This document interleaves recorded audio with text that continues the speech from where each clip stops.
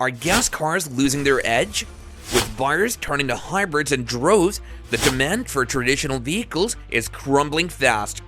What's driving this major shift, and are hybrids the future of driving? Let's find out. The EV hype may be losing some steam. Even though EVs have been a major focus for car manufacturers in recent years, the spotlight is shifting towards hybrids, with big names like Ford pulling back on some EV plans. Even car dealerships are packed with hybrid and electric options, but recent decisions by the majority in the market suggest a growing preference for hybrids over fully electric vehicles. Ford, for instance, is delaying its EV truck and instead doubling down on its hybrid lineup in North America. It's becoming clear that EV euphoria has faded, and many brands like GM, Mercedes-Benz, and Volkswagen are reconsidering their electric plans. According to recent data, the Alliance for Automotive Innovation and the overall market share for fully electric vehicles has actually dropped for the first time since they began tracking.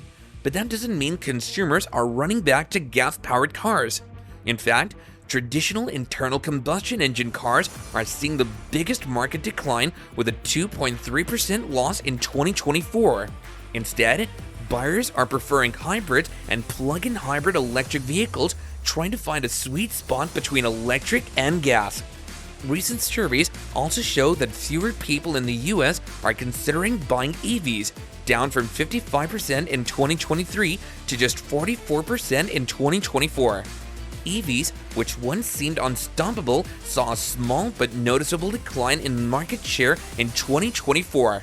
This shift may reflect a broader change in consumer interest, with hybrids and PHEVs continuing to grow. For example, Nissan, which only offers fully electric models in the US and no hybrids, is facing financial challenges due to this shift. The story of EV adoption varies widely across the US. While California is leading the charge, with over a quarter of new car sales being electric, states like North Dakota, Mississippi, and Louisiana still see less than 2% EV adoption.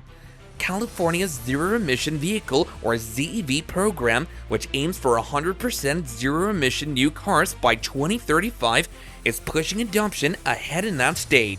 So far, 15 other states have adopted the program, creating a clear divide between those embracing EVs and those holding back. When choosing between an EV and a hybrid, it's all about how you plan to use your car. Many people are still unsure about going fully electric, and many are opting for hybrids as a safer bet. But figuring out the right car isn't always easy. Factors like upfront cost, driving habits, and even where you live all come into play when making that choice. First off, think about your driving habits. Are you just doing short commutes or going on long road trips? If you drive long distances, the availability of fast charging stations could be a big factor. In many areas, charging infrastructure is still lacking, especially outside of places like California and New York. That's why hybrids, which can rely on gas stations, might be more convenient for some drivers. But you also want to think about how long you plan to own the car, its potential service needs, and whether you have the setup to charge an EV at home. Upgrading your home for faster charging can add upfront costs, so that's worth factoring in. And not to forget, compare costs. The average price for a top-selling EV is around $53,758, while hybrids come in cheaper at about $33,214. So, will EVs make a comeback, or are hybrids the new favorite? Comment down below and let us know your thoughts. Don't forget to like, share, and subscribe for more updates.